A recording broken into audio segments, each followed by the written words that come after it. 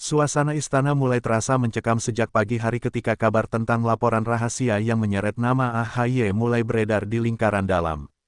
Tidak ada yang tahu siapa yang pertama kali membocorkan informasi itu, namun dokumen-dokumen yang dikirim secara anonim ke meja beberapa pejabat senior langsung membuat suhu politik naik drastis. Di saat semua masih berusaha mencari kejelasan, Gibran dipanggil oleh Presiden untuk hadir dalam pertemuan mendadak. Raut wajah para menteri yang berlalu lalang di koridor istana terlihat tegang, seakan mereka sedang menahan badai besar yang sebentar lagi pecah. Ketika Gibran memasuki ruang rapat utama, suasana sunyi yang tak biasa membuat langkahnya terhenti sesaat. Di atas meja telah tersusun beberapa berkas merah berlabel, sangat rahasia, sesuatu yang jarang muncul kecuali dalam kasus-kasus serius yang menyangkut keamanan negara atau pengkhianatan politik tingkat tinggi. Presiden hanya mengangguk singkat, menandakan bahwa Gibran harus segera duduk dan melihat sendiri isi dokumen-dokumen tersebut. Tanpa banyak bicara, seorang staf khusus memberikan map yang telah dibuka, memperlihatkan foto-foto, bukti transaksi, serta rekaman percakapan yang tak pernah terbayangkan sebelumnya. Saat menyimak satu persatu bukti tersebut, napas Gibran sempat tercekat. Ia tidak menyangka bahwa nama AHY muncul berkali-kali dalam dokumen itu, bukan sebagai korban, tetapi sebagai aktor yang diduga ikut menyusun langkah politik yang berseberangan dengan arahan pemerintahan. Ada blueprint strategi, draft komunikasi dengan pihak luar, bahkan laporan intelijen yang menunjukkan adanya pertemuan rahasia yang tidak pernah dilaporkan.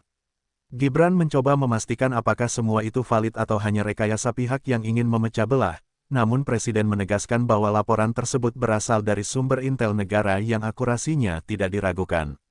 Di luar ruangan, beberapa pejabat lain menunggu dengan gelisah. Mereka mendengar kabar bahwa rapat ini bisa menjadi titik paling menentukan bagi karir politik AHY.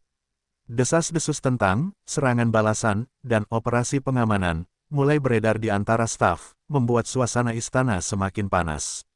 Beberapa bahkan berspekulasi bahwa keputusan besar akan diumumkan dalam hitungan jam, bukan hari lagi. Semua mata kini tertuju pada ruangan itu, menunggu apa yang akan terjadi setelah Gibran selesai mempelajari bukti-bukti yang menggemparkan tersebut. Gibran akhirnya menutup map itu dan menghembuskan napas panjang, berusaha menenangkan diri dari keterkejutan yang masih tersisa. Ia sadar bahwa apapun konsekuensinya, babak baru politik nasional akan dimulai. Presidennya menatap langsung ke arahnya, seakan ingin memastikan bahwa Gibran memahami betapa seriusnya situasi ini. Tidak ada lagi ruang untuk toleransi atau kompromi. Dengan suara berat, Presiden mengatakan bahwa langkah selanjutnya akan menentukan masa depan pemerintahan, dan Gibran harus bersiap menghadapi badai politik terbesar yang pernah mengguncang istana. Suasana di luar istana terus memanas ketika kabar mengenai rapat tertutup mulai merembes keluar, memicu spekulasi liar di kalangan pejabat dan jurnalis yang berkumpul di gerbang utama. Bab kedua ini dimulai dengan kemunculan seorang pejabat senior yang berjalan tergesa, membawa secarik kertas bersegel merah menuju ruangan khusus tempat Presiden dan Gibran masih bermusyawarah. Namun yang paling mencuri perhatian adalah kehadiran seorang intel berpakaian sipil yang jarang terlihat di area terbuka, menandakan bahwa situasi telah memasuki fase krisis. Di antara mereka, terselip percakapan tegang mengenai adanya bukti tambahan yang baru diterima dari operasi lapangan semalam. Semua orang menyadari bahwa ini bukan lagi sekadar laporan biasa, ini adalah temuan yang bisa mengguncang fondasi kekuasaan. Di ruang rapat, Gibran masih mencoba menyusun pikirannya ketika pejabat itu masuk dan menyerahkan dokumen baru. Presiden segera membuka lembar pertama, dan ekspresinya berubah lebih keras dibanding sebelumnya. Isi dokumen itu berisi catatan rinci pertemuan rahasia antara beberapa tokoh politik yang tidak seharusnya bertemu tanpa koordinasi resmi, dan nama AHY kembali muncul sebagai bagian dari agenda yang bertentangan dengan garis pemerintahan. Yang lebih mengejutkan, ada transkrip pesan dan komunikasi tersandi yang menunjukkan bahwa rencana pergerakan itu sudah dipersiapkan jauh sebelum isu-isu publik mencuat. Gibran hanya bisa menelan ludah, menyadari bahwa yang dihadapinya bukan sekadar manuver politik, tetapi tindakan yang bisa dikategorikan sebagai pelanggaran etik berat. Sementara itu, di luar istana, media mainstream dan kanal YouTube politik mulai menayangkan breaking news tentang rapat darurat negara. Penjagaan keamanan yang diperketat membuat spekulasi semakin liar. Beberapa pengamat politik berkomentar bahwa pergerakan mendadak ini biasanya hanya terjadi ketika negara tengah menghadapi ancaman internal serius. Para pasukan pengamanan presiden tampak berjaga di titik-titik strategis, memastikan tidak ada kebocoran informasi yang lebih jauh. Di kalangan internal partai yang terkait, kepanikan mulai terlihat, telepon-telepon berdering, pesan-pesan masuk tak berhenti, dan beberapa tokoh terpaksa menunda agenda publik mereka untuk berkonsultasi secara tertutup. Di sisi lain, AHY sendiri tampaknya belum mengetahui seberapa besar badai yang sedang menuju ke arahnya. Informasi dari orang-orang terdekatnya menyebut bahwa ia sedang berada dalam agenda rutin, namun stafnya mulai gelisah setelah melihat peningkatan aktivitas komunikasi dari pihak istana. Sinyal datang dari berbagai arah, ada pesan dari salah satu menteri yang meminta klarifikasi, ada laporan dari kader partai yang mengatakan bahwa media sudah mencium aroma keretakan. Namun hingga saat itu, belum ada panggilan resmi dari Presiden atau Gibran, sehingga semuanya masih diselimuti ketidakpastian yang membuat suasana semakin mencekam. Di dalam ruangan, Gibran memandang Presiden dengan kebingungan bercampur kecemasan. Ia mencoba mengajukan pertanyaan, apakah kita akan memanggil AHY hari ini juga? Namun Presiden hanya menggeleng pelan, menandakan bahwa langkah tersebut harus dipertimbangkan dengan hati-hati. Keputusan ini bukan semata soal jabatan, tetapi menyangkut stabilitas pemerintahan secara keseluruhan. Presiden kemudian berkata pelan namun tegas, kita harus memastikan tidak ada celah bagi polemik atau manipulasi. Semua bukti harus disusun rapi sebelum kita bertindak. Gibran mengangguk, meski dadanya masih terasa sesak. Babak kedua ini menegaskan bahwa badai politik itu bukan lagi ancaman, ia sudah berada tepat di depan pintu istana, menunggu untuk meledak kapan saja. Bab keempat dimulai ketika malam mulai turun, namun lampu-lampu di istana justru semakin terang. Aktivitas yang biasanya menurun pada jam-jam tersebut kini berubah menjadi hiruk-pikuk yang terselubung, seakan semua orang bekerja dalam kejaran waktu yang tak terlihat. Gibran kembali ke ruang kerjanya dengan langkah cepat, membawa setumpuk berkas yang harus ia pelajari secara pribadi. Ia tahu bahwa setiap kata dalam dokumen itu dapat menentukan arah keputusan esok hari. Di sisi lain, Presiden menginstruksikan tim hukum, intelijen, dan komunikasi untuk membentuk sebuah kelompok penilai risiko yang bekerja sepanjang malam. Keputusan ini menegaskan bahwa negara sedang berada di ambang persimpangan besar. Tidak ada yang boleh terburu-buru, namun tidak ada yang bisa dibiarkan menunggu.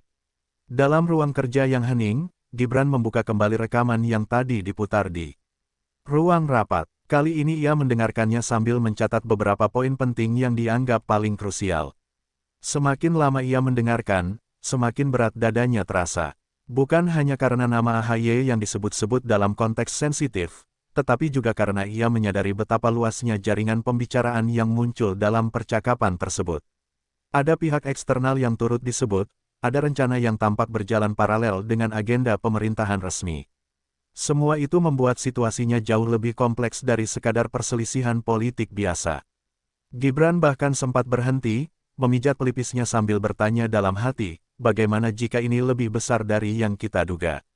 Sementara itu, Presiden masih berada dalam pertemuan dengan tim hukumnya. Mereka membahas kemungkinan konsekuensi hukum dari setiap langkah yang akan diambil. Tidak hanya dari sisi internal pemerintahan, tetapi juga dampaknya terhadap hubungan antar partai dan stabilitas politik nasional. Beberapa penasihat senior bahkan mengingatkan bahwa keputusan terkait AHY ini bisa memicu reaksi besar dari kelompok-kelompok tertentu yang selama ini berada di area abu-abu kekuasaan. Presiden hanya mengangguk, memahami bahwa apapun pilihannya nanti pasti akan membawa badai. Namun ia tetap konsisten, negara harus aman, dan kepentingan publik harus berada di atas segalanya.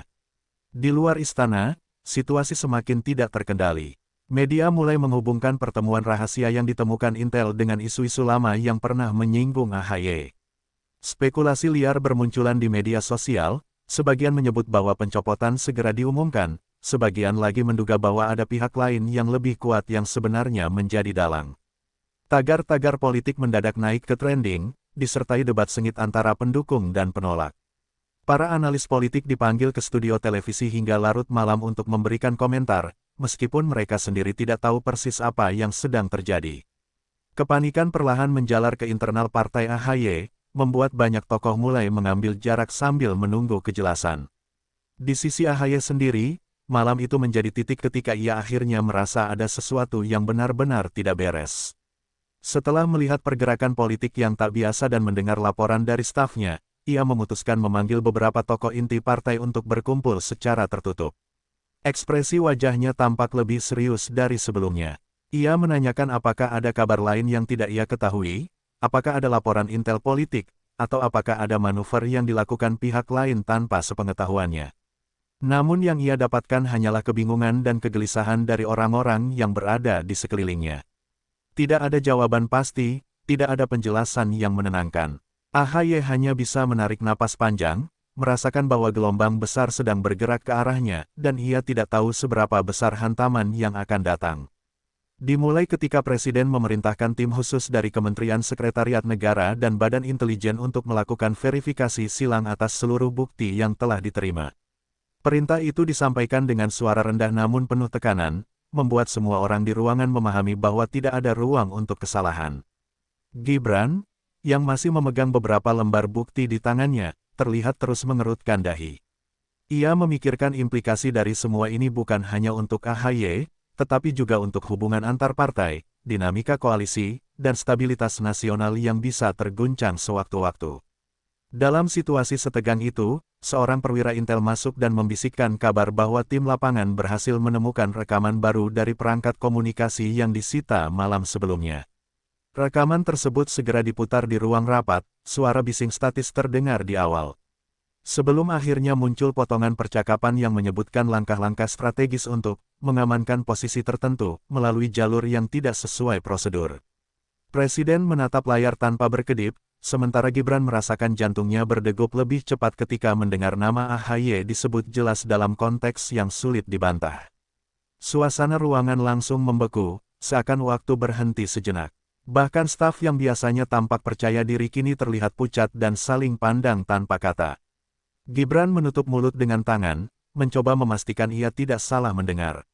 Namun rekaman itu terlalu jelas untuk diabaikan, bukti baru ini seolah menjadi paku terakhir yang menguatkan dugaan pengkhianatan politik tersebut. Di luar istana, para awak media semakin frustrasi karena pagar keamanan ditutup rapat. Mereka mencoba menghubungi narasumber internal, namun hampir semua pejabat memilih bungkam. Setiap pergerakan kecil dari dalam kompleks dipotret dan dispekulasi, mulai dari mobil dinas yang keluar masuk hingga perubahan jumlah pasukan pengamanan di pintu belakang. Channel politik di YouTube mulai menggiring wacana bahwa gelombang besar sedang menuju partai tempat AHY bernaung. Beberapa analis bahkan menyebut bahwa keputusan presiden kali ini bisa menciptakan sejarah baru dalam hubungan pemerintahan dan oposisi. Situasi semakin kacau ketika sebuah video amatir beredar, menunjukkan anggota pasukan pengamanan presiden membawa peralatan komunikasi tambahan menuju ruang koordinasi darurat. Di sisi AHY, atmosfer mulai terasa berat ketika salah satu ajudannya menyampaikan kabar bahwa beberapa tokoh senior partai tiba-tiba meminta pertemuan mendesak. Mereka bingung, khawatir, dan menganggap situasi ini tidak biasa. Telepon dari salah satu menteri yang sebelumnya akrab pun terasa dingin dan formal, menunjukkan ada sesuatu yang disembunyikan. AHY hanya duduk terdiam sesaat, mencoba membaca situasi dari fragmen-fragmen informasi yang masuk. Wajahnya tampak serius, tetapi tidak ada yang bisa memastikan apakah ia benar-benar menyadari skala masalah yang sedang mengarah kepadanya. Para staf hanya bisa menunggu, namun suasana tegang yang menggantung membuat semua orang sadar bahwa sesuatu yang besar sedang bergerak. Di istana, Presiden akhirnya menutup rapat untuk sementara. Ia meminta semua bukti disusun secara sistematis sebelum langkah final diambil. Gibran berjalan keluar ruangan dengan kepala dipenuhi berbagai pikiran, apakah ini akan menjadi keputusan politik paling kontroversial dalam pemerintahan? Apakah reaksi publik akan terkendali, atau justru memicu gelombang besar perpecahan? Saat melangkah melewati koridor panjang yang sunyi, ia menyadari satu hal, apa yang terjadi hari ini akan menentukan arah negara, dan tidak ada jalan kembali. Babak ketiga ini menegaskan bahwa badai yang mengguncang istana kini semakin kuat, membawa nama AHY semakin dekat pada pusaran keputusan yang tidak bisa dihindari. Suasana dini hari yang sunyi, namun istana justru semakin riuh oleh aktivitas unit-unit strategis yang terus bekerja tanpa henti. Lampu-lampu di lantai 3, tempat tim intel dan tim hukum berkumpul, masih menyala terang. Para analis bergerak cepat, menyusun timeline lengkap dari semua bukti yang telah terkumpul sejak awal dugaan pengkhianatan. Setiap transkrip, rekaman, dan laporan diperiksa berulang-ulang, memastikan tidak ada satupun data yang cacat atau bisa dipatahkan. Presiden meminta segalanya harus sempurna sebelum keputusan final diumumkan. Di ruang kerjanya, Gibran berdiri di depan jendela besar yang menghadap ke halaman istana, mencoba menenangkan pikirannya sambil mengamati matahari yang perlahan muncul dari balik langit Jakarta. Namun ketenangan itu hanya sesaat, seorang ajudan datang membawakan dokumen tambahan yang baru saja diverifikasi. Gibran kembali duduk dan membuka lembaran pertama. Kali ini isinya lebih tajam, laporan investigasi mendalam yang menghubungkan pertemuan rahasia itu dengan indikasi adanya tekanan politik ke beberapa pejabat daerah. Nama AHY muncul sebagai pihak yang diduga mengetahui, atau bahkan memberikan arahan tidak resmi yang bertentangan dengan protokol pemerintahan. Gibran menahan napas ketika melihat diagram struktur komunikasi yang menunjukkan alur pesan antar pihak. Tidak hanya luas, tetapi pola percakapannya menunjukkan konsistensi yang sulit dibantah. Ia mengusap wajahnya perlahan, antara lelah dan terkejut, menyadari bahwa bukti ini akan menjadi dasar paling kuat jika Presiden benar-benar memutuskan untuk mengambil tindakan tegas. Dalam hati, ia bertanya apakah AHY benar-benar mengetahui seluruh rangkaian ini, atau justru ia terjebak dalam permainan politik yang lebih besar dari dirinya. Di sisi lain, suasana di lingkungan partai AHY mulai memanas. Beberapa tokoh senior terlihat saling mencari informasi, saling menghubungi, bahkan ada yang menggelar rapat kecil tanpa melibatkan AHY. Mereka ketakutan, bukan hanya karena kabar rapat darurat di istana, tetapi juga karena isu tentang bukti baru yang bocor melalui jalur tidak resmi. Sebagian mulai mengambil jarak, khawatir jika badai benar-benar datang, nama mereka akan terseret dalam pusaran. Sementara itu, loyalis AHY justru semakin gelisah dan bertanya-tanya mengapa ketua mereka belum memberikan pernyataan apapun. Grup-grup internal dipenuhi rumor yang tidak bisa dikonfirmasi, membuat kegaduhan semakin besar. Tidak ada yang tahu apakah ini hanya manuver isu biasa atau benar-benar awal dari perubahan besar dalam kabinet. Di kediamannya, AHY akhirnya mendapat kabar serius dari salah satu penasihat terdekat yang mengatakan bahwa bukti tambahan telah diterima istana. Kalimat itu membuatnya terdiam cukup lama. Ia meminta semua orang keluar dari ruangan, menyisakan hanya 2 ajudan yang paling ia percaya. Ia kemudian berjalan mondar-mandir, mencoba menyatukan semua potongan informasi yang ia dengar sejak siang sebelumnya. Wajahnya tampak tegang, namun ia tetap berusaha menahan emosinya. Perlahan, ia mulai menanyakan apakah ada langkah politik yang dilakukan oleh orang-orang di bawahnya tanpa sepengetahuan dirinya. Namun kedua ajudannya hanya menggeleng. Tidak ada jawaban pasti. Tidak ada yang bisa memastikan apakah semua ini adalah kesalahan internal atau jebakan politik tingkat tinggi yang sedang menutup lingkaran. Di istana, Presiden memutuskan untuk memulai rapat besar setelah subuh, melibatkan seluruh menteri kunci dan tim keamanan negara. Gibran duduk di samping Presiden, membawa seluruh dokumen yang telah ia pelajari semalaman.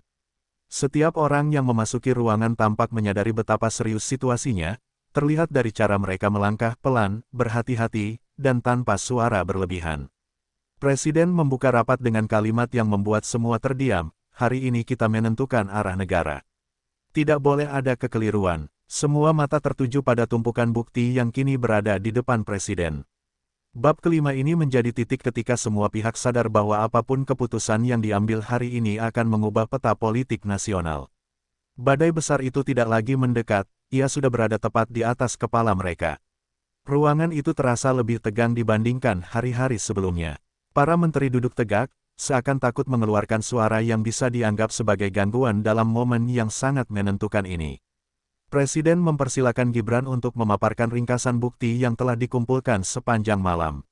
Gibran berdiri dengan sedikit ragu, bukan karena kurang percaya diri, tetapi karena ia tahu bahwa apapun yang ia sampaikan akan menjadi dasar keputusan terbesar dalam beberapa tahun terakhir. Ia memulai dengan menjelaskan pola komunikasi, pertemuan-pertemuan rahasia, dan keterlibatan pihak-pihak tertentu yang mengarah pada dugaan pengkhianatan politik. Setiap kata yang keluar dari mulutnya membuat suasana ruangan semakin berat, terutama saat ia menyebut nama AHY dalam konteks yang tidak bisa lagi disamarkan. Setelah Gibran selesai, Presiden meminta Kepala Intelijen Negara untuk memaparkan bagian yang lebih teknis, bagaimana rekaman diperoleh, siapa saja yang terlibat dalam penyaringan informasi, dan sejauh mana keaslian data tersebut dapat dipertanggungjawabkan. Kepala intelijen menjelaskan dengan nada datar namun sangat jelas bahwa semua bukti telah diverifikasi melalui 3 lapisan pemeriksaan. Tidak ada rekayasa, tidak ada manipulasi. Ketika ia memaparkan diagram yang menunjukkan arus komunikasi antar tokoh, beberapa menteri saling memandang dengan ekspresi kaget dan tidak percaya. Ada yang bahkan menutupi mulutnya, seolah tidak siap menerima kenyataan bahwa seseorang setingkat AHY dapat berada di pusaran skandal sebesar ini. Presiden mengangguk pelan, seakan telah mengantisipasi semuanya, namun tetap tidak bisa menyembunyikan kekecewaan yang mendalam. Di luar ruangan, suasana istana semakin tidak menentu. Telepon-telepon di ruang sekretaris negara berdering tanpa henti, sebagian dari anggota DPR yang ingin mencari tahu apa yang sebenarnya sedang terjadi, sebagian lagi dari tokoh-tokoh partai yang ketakutan kalau keputusan ini akan memicu perpecahan besar. Para wartawan mulai kehilangan kesabaran karena tidak ada satupun juru bicara pemerintah yang mau memberikan pernyataan resmi. Setiap kendaraan yang keluar masuk istana difoto dari berbagai sudut, dan setiap wajah pejabat dianalisis untuk mencari petunjuk. Beberapa saluran berita bahkan sudah menyiapkan template grafis bertuliskan, BREAKING, perubahan komposisi kabinet. Meski belum ada satupun konfirmasi. Sementara itu, di kediamannya, AHY akhirnya menerima laporan internal dari timnya yang berhasil mengumpulkan beberapa potongan informasi tentang isi rapat rahasia di istana. Walau tidak lengkap, laporan itu cukup membuatnya terpukul. Ia duduk lama tanpa berbicara, memandangi meja kerjanya yang dipenuhi kertas dan ponsel yang terus bergetar menerima pesan masuk. Perlahan, ia mulai sadar bahwa situasinya sudah jauh lebih buruk dari yang ia perkirakan. Dengan suara pelan, ia bertanya kepada salah satu orang kepercayaannya apakah benar namanya disebut dalam rekaman. Orang itu tidak berani menjawab secara langsung, hanya menunduk, dan sikap itu saja sudah cukup bagi AHY untuk memahami bahwa dugaan tersebut bukanlah rumor semata. Dadanya terasa sesak, namun ia berusaha tetap tegar. Di istana, rapat memasuki fase final. Presiden berdiri dari kursinya, menutup seluruh berkas, lalu memandang seluruh peserta satu persatu. Ia mengatakan bahwa negara tidak boleh goyah hanya karena ambisi politik seseorang. Keputusan harus diambil hari itu juga, dan ia akan mengumumkannya setelah semua mekanisme formal dipenuhi. Kalimat itu membuat seluruh ruangan membisu. Gibran dapat merasakan betapa beratnya keputusan tersebut bagi presiden, namun pada saat yang sama ia tahu bahwa ini adalah langkah yang harus diambil demi stabilitas pemerintahan. Bab ke-6 pun ditutup dengan suasana mencekam, sebuah penanda bahwa keputusan pencopotan kini hanya tinggal menunggu momen resmi untuk disampaikan kepada publik dan kepada AHY sendiri. Langkah presiden menuju ruang kerjanya yang kini dijaga lebih ketat dari biasanya. Para pengawal bergerak dengan pola pengamanan yang berbeda, menandakan bahwa keputusan besar benar-benar sudah di ambang pintu. Gibran ikut berjalan di belakang presiden, membawa map berisi dokumen final yang telah melalui verifikasi. Terakhir, tidak ada percakapan di antara mereka, hanya suara langkah sepatu yang bergema di koridor panjang istana. Ketegangan itu begitu nyata hingga beberapa staf yang melihat mereka lewat langsung berdiri tegap, seakan menyadari bahwa apapun yang akan terjadi hari ini akan mengubah arah politik nasional. Presiden memasuki ruang kerjanya, menutup pintu perlahan, dan meminta Gibran untuk tetap tinggal. Di ruangan itu hanya ada mereka berdua, dan pembicaraan yang akan berlangsung tidak boleh terdengar oleh siapapun. Gibran menyerahkan dokumen final sambil menahan napas. Presiden membukanya satu persatu dengan sangat teliti. Tidak ada kata-kata, hanya suara lembar kertas yang dibalik perlahan. Setelah beberapa menit yang terasa seperti berjam-jam, Presiden menutup map itu dan menyandarkan punggungnya pada kursi. Wajahnya tampak sangat lelah, namun matanya tetap menunjukkan ketegasan seorang pemimpin yang harus mengambil keputusan sulit. Ia memandang Gibran dan mengatakan bahwa semuanya sudah jelas. Bahwa negara tidak bisa dipimpin oleh seseorang yang kepercayaannya telah terkikis oleh tindakan yang tidak sejalan dengan pemerintahan. Gibran hanya mengangguk, meski hatinya terasa berat. Ia tahu bahwa setelah ini, semua akan bergerak sangat cepat. Di luar istana, gelombang informasi semakin tidak terkendali. Beberapa media mulai memberitakan bahwa ada menteri yang sedang dievaluasi, tanpa menyebutkan nama, namun netizen sudah mulai menebak-nebak. Tagar-tagar yang berkaitan dengan AHY naik dengan cepat, banyak yang bertanya mengapa ia belum muncul di publik sejak kemarin. Para analis politik di studio televisi mulai membahas kemungkinan reshuffle besar-besaran, termasuk potensi pencopotan seseorang yang mereka sebut sebagai tokoh strategis pemerintahan muda. Sementara itu, pengamanan di sekitar kediaman AHY juga diam-diam ditingkatkan. Aparat ingin memastikan tidak ada gejolak atau provokasi dari pihak manapun. Situasi ini membuat banyak pihak sadar bahwa keputusan itu bukan lagi rumor, ini kenyataan yang sedang menunggu untuk diumumkan. AHY pada saat yang sama mulai merasakan tekanan yang semakin kuat. Ia menerima telepon dari seorang tokoh senior partai yang menyarankan agar dirinya segera menuju istana untuk meminta klarifikasi langsung. Namun ia ragu, ada ketakutan bahwa kedatangannya justru mempercepat keputusan buruk, atau bahkan membuatnya terlihat seperti mengakui kesalahan. Ia berjalan ke jendela dan melihat halaman rumahnya yang sepi, memikirkan bagaimana karir politik yang ia bangun sejak lama kini menuju ke titik paling genting. Mengapa semua terjadi secepat ini? Pikirnya dalam hati. Namun ia juga sadar bahwa diam terlalu lama bisa menjadi bumerang. Ia harus mengambil keputusan, dan keputusan itu harus diambil sekarang. Sementara itu, di istana, Presiden mengambil telepon khusus yang hanya digunakan untuk percakapan tingkat tinggi. Gibran hanya berdiri diam, menunggu. Presiden menekan nomor yang sudah ia hafal di luar kepala, nomor langsung menuju AHY. Suasana ruangan tiba-tiba terasa lebih berat, seakan udara berhenti bergerak. Nada sambung terdengar beberapa kali sebelum akhirnya telepon diangkat. Presiden membuka percakapan dengan nada dingin namun tetap formal, meminta AHY datang ke istana dalam waktu 1 jam untuk membicarakan sesuatu yang sangat penting dan tidak dapat ditunda. Tidak ada penjelasan apapun, hanya instruksi singkat yang harus ditaati.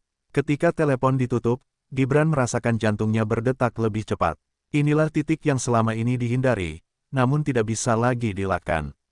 Pemandangan dua tempat yang berbeda namun terhubung oleh satu keputusan besar, di istana. Presiden bersiap mengumumkan langkah final, sementara di kediamannya, AHY bersiap meninggalkan rumahnya menuju takdir politik yang mungkin akan mengubah hidupnya selamanya. Badai itu kini bukan lagi di langit, ia sudah jatuh tepat di tengah lingkaran kekuasaan. Iring-iringan mobil hitam yang melaju pelan namun pasti menuju istana. Jalanan sudah dijaga ketat oleh aparat, meski publik tidak diberitahu apa yang sebenarnya terjadi. AHY duduk di kursi belakang dengan wajah tegang, kedua tangannya saling menggenggam erat. Ia tidak membawa banyak orang, hanya 2 ajudan dan 1 penasihat senior. Keheningan dalam mobil terasa mencekik. Tidak ada yang berani berbicara, tidak ada yang ingin mempertanyakan keputusan yang sedang terjadi. AHY hanya menatap lurus ke depan, pikirannya dipenuhi berbagai kemungkinan, apakah ini pertemuan klarifikasi, atau pemberitahuan resmi tentang pencopotannya, atau bahkan sesuatu yang lebih buruk. Ia tahu satu hal, apapun yang menunggunya di dalam istana, ia harus menghadapinya dengan tegas, meskipun dunia seolah runtuh di sekelilingnya. Di dalam istana, persiapan sudah dilakukan dengan sangat rapi. Presiden memerintahkan agar pertemuan dilakukan secara tertutup, tanpa kehadiran media ataupun pejabat yang tidak berkepentingan. Ruang pertemuan kecil di sebelah ruang presiden telah disterilkan, hanya ada 1 meja besar dan beberapa kursi. Gibran berdiri di dekat pintu, memegang map yang berisi bukti-bukti paling penting. Wajahnya tegang namun tetap terkontrol. Ia memahami bahwa kehadirannya hari ini bukan hanya sebagai wakil presiden, tetapi juga saksi utama yang mendukung proses formalisasi keputusan. Di luar ruangan, para pengawal berjaga dengan ekspresi wajah yang serius, mereka tahu bahwa momen ini adalah salah satu titik paling sensitif dalam sejarah kabinet. Ketika AHY masuk ke halaman istana, suasana berubah drastis. Para pengawal menegakkan badan, ajudan istana bergerak cepat, dan suasana menjadi senyap seperti malam sebelum badai besar meledak. Mobil berhenti perlahan, lalu pintu dibuka. AHY turun dengan langkah mantap meski tampak berat. Kamera CCTV menangkap setiap gerakannya, namun tidak ada satupun wartawan yang diperbolehkan mendekat. Seorang pejabat protokol menghampirinya dan mengantar langsung ke ruang pertemuan. Perjalanan dari gerbang menuju ruangan itu terasa panjang dan menegangkan, seakan setiap langkah menambah beban keputusan yang akan diterimanya. Setibanya di ruangan, AHY langsung melihat presiden duduk dengan ekspresi yang sulit dibaca, campuran antara ketegasan, kekecewaan, dan kebijaksanaan seorang pemimpin yang harus mengambil keputusan berat. Gibran berdiri di samping, menatap AHY dengan wajah yang tidak kalah serius. Suasana ruangan itu begitu hening hingga detak jam dinding terdengar jelas. Presiden mempersilakan AHY duduk, namun sebelum ia duduk, ia sempat menatap Gibran beberapa detik, seakan mencari petunjuk, mencari harapan, atau sekadar memastikan bahwa ini bukan mimpi buruk. Namun Gibran hanya mengangguk pelan, memberi sinyal bahwa semuanya nyata dan tidak bisa dihindari. Presiden memulai pembicaraan dengan suara pelan namun sangat tegas. Ia mengatakan bahwa selama beberapa hari terakhir, negara menerima berbagai bukti yang menunjukkan adanya tindakan dan komunikasi yang tidak sejalan dengan kepentingan pemerintahan. Presiden menjelaskan bahwa bukti-bukti tersebut telah diverifikasi melalui berbagai prosedur ketat. Gibran kemudian menyerahkan map kepada Presiden, yang kemudian didorong perlahan ke arah AHY. AHY membuka map itu dan membaca halaman pertama.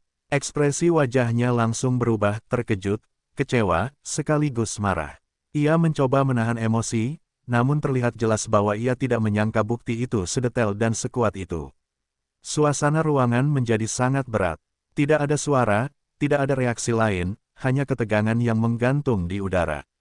Dengan momen ketika AHY menutup map, itu perlahan, menatap Presiden, lalu menatap Gibran dengan tatapan yang dalam dan penuh pertanyaan. Ia tahu bahwa hidup politiknya tidak akan pernah sama lagi setelah hari ini. Dan Presiden, meski dengan suara yang sangat tenang, memberikan satu kalimat yang menjadi penanda akhir babak itu, kita perlu mengambil keputusan demi negara. Suasana di ruang rapat istana menjadi semakin tegang ketika Purbaya membuka dokumen terakhir, dokumen yang ia sebut sebagai pemutus segalanya. Di layar besar, muncul rekaman percakapan terenkripsi yang berhasil dibuka oleh tim Cyber Nasional. Suara yang terdengar samar pada awalnya perlahan menjadi jelas, menampilkan dialog yang mengaitkan beberapa tokoh penting dalam permainan politik yang jauh lebih besar dari sekadar pencopotan seorang menteri. Gibran, yang sebelumnya tampak tegang namun masih terkendali, tidak bisa menyembunyikan keterkejutannya saat mendengar nama-nama yang disebut dalam rekaman itu. Bahkan Prabowo yang biasanya tenang mulai merapatkan alis, seolah memutar ulang kejadian-kejadian selama beberapa bulan terakhir. Rekaman itu mengungkap adanya pihak luar yang mencoba mempengaruhi kebijakan nasional melalui celah yang mereka buka lewat AHY. Bukan sekadar isu pengkhianatan internal, tetapi jaringan yang jauh lebih terstruktur, terhubung ke kepentingan asing dan kelompok politik lama yang tidak ingin kehilangan pengaruhnya dalam pemerintahan era baru ini. Dalam rekaman itu terdengar jelas bagaimana beberapa kebijakan sengaja diperlambat, diputarbalikkan, bahkan dikendalikan untuk menciptakan instabilitas yang dapat menyalahkan pemerintah. Gibran perlahan menyandarkan tubuhnya, matanya terpaku pada layar seakan tidak percaya bahwa permainan kotor itu sudah berlangsung sedekat ini tanpa ada yang menyadarinya. Setelah rekaman selesai diputar, ruangan kembali sunyi. Tidak ada satupun pejabat yang berani membuka suara. Purbaya kemudian menutup laptopnya pelan, lalu menatap langsung ke arah Gibran dan Prabowo. Ia menegaskan bahwa apa yang mereka lihat adalah puncak gunung es dari operasi besar yang sudah lama berusaha menggoyang stabilitas pemerintah. Purbaya menambahkan bahwa ada dokumen lanjutan yang lebih sensitif yang hanya akan ia serahkan langsung kepada Presiden, tetapi fokus hari itu adalah memastikan bahwa semua bukti awal sudah jelas dan tidak dapat dibantah. Kalimat itu membuat beberapa pejabat yang hadir saling bertatapan, menyadari bahwa apa yang mereka saksikan barusan bisa menjadi sejarah baru di Indonesia. Prabowo akhirnya membuka suara dengan nada berat namun tegas. Ia mengatakan bahwa situasi ini tidak bisa lagi dibiarkan. Bukan soal menteri atau jabatan, melainkan soal keamanan negara dan wibawa pemerintahan. Ia memerintahkan agar seluruh jajaran melakukan koordinasi penuh untuk mengamankan data tambahan, menjaga semua pihak yang terlibat tetap dalam pengawasan, dan memastikan tidak ada bocoran keluar sebelum penyelidikan resmi dimulai. Gibran kemudian menambahkan bahwa tindakan tegas harus segera diputuskan karena publik tidak boleh menjadi korban permainan politik yang tidak bertanggung jawab. Suasana istana berubah dari sekadar rapat internal menjadi pusat pengambilan keputusan darurat. Para ajudan bergegas keluar masuk membawa dokumen tambahan, intelijen dikerahkan, dan komunikasi dengan beberapa lembaga vital mulai dilakukan. Gibran masih terdiam, tetapi sorot matanya menunjukkan bahwa keputusan besar sedang terbentuk dalam pikirannya. Sementara Prabowo berdiri dari kursinya dan berkata dengan nada pelan namun sangat berwibawa, "Malam ini, kita bersihkan semuanya." Kalimat itu menandai dimulainya operasi besar yang akan mengubah peta kekuasaan secara drastis. Setelah pernyataan Prabowo yang mengguncang ruangan, seluruh suasana di istana seketika berubah. Menjadi penuh kesibukan yang terkendali namun sangat intens. Para staf bergerak cepat menyalakan saluran komunikasi aman, sementara pasukan pengamanan dalam langsung meningkatkan protokol ke tingkat tertinggi. Di tengah hiruk-pikuk itu, Gibran berjalan menuju jendela besar ruang rapat, menarik napas panjang sambil menatap halaman istana yang mulai gelap. Ia tampak sedang memikirkan sesuatu yang jauh lebih serius dari sekadar pencopotan seorang pejabat. Ia memikirkan dampak jangka panjang dari pengkhianatan yang baru saja dibuka di hadapannya. Purbaya menyusul Gibran ke sisi ruangan, membawa sebuah map merah bersegel. Ia berbisik bahwa isi map itu hanya boleh dibuka oleh presiden, tetapi ia merasa Gibran perlu mengetahui garis besarnya. Map itu berisi analisis mendalam mengenai alur dana gelap yang mengalir ke beberapa proyek strategis yang seharusnya berada di bawah pengawasan AHY. Aliran dana itu bukan hanya mencurigakan, tetapi juga menunjukkan keterlibatan pihak-pihak yang sudah lama dianggap tidak aktif dalam dunia politik. Gibran mendengarkan dengan saksama, wajahnya semakin keras, seolah sedang menyusun strategi di balik diamnya. Sementara itu, Prabowo kembali duduk dan mulai menghubungi beberapa tokoh penting lewat jalur khusus. Suaranya terdengar datar namun mengandung ketegasan yang tidak dapat dibantah. Ia memerintahkan agar beberapa kelompok pengaruh yang selama ini bergerak di belakang layar dipantau ketat. Bahkan satu panggilan khusus ia tujukan kepada Kepala Lembaga Intelijen Nasional, memerintahkan agar semua aset segera diarahkan untuk menggali hubungan antara bukti baru ini dengan jaringan lama yang pernah mencoba mengacaukan situasi politik beberapa tahun sebelumnya. Semua instruksi itu dijalankan tanpa satu pun pertanyaan. Di sisi lain, beberapa pejabat yang berada di ruangan rapat sebelumnya kini sedang diperiksa satu persatu oleh tim khusus. Mereka tidak ditahan, tetapi diminta memberikan kesaksian mengenai interaksi terakhir mereka dengan AHY dan siapa saja yang terlibat dalam proyek-proyek strategis yang kini menjadi sorotan. Suasana intens itu membuat beberapa dari mereka pucat, menyadari bahwa operasi besar ini tidak hanya akan menyingkirkan satu tokoh, tetapi bisa membuka jaringan skandal yang jauh lebih besar. Beberapa bahkan mulai menyadari bahwa mungkin selama ini mereka diperalat tanpa sadar. Ketika malam semakin larut, Prabowo memanggil Gibran dan Purbaya kembali ke meja utama.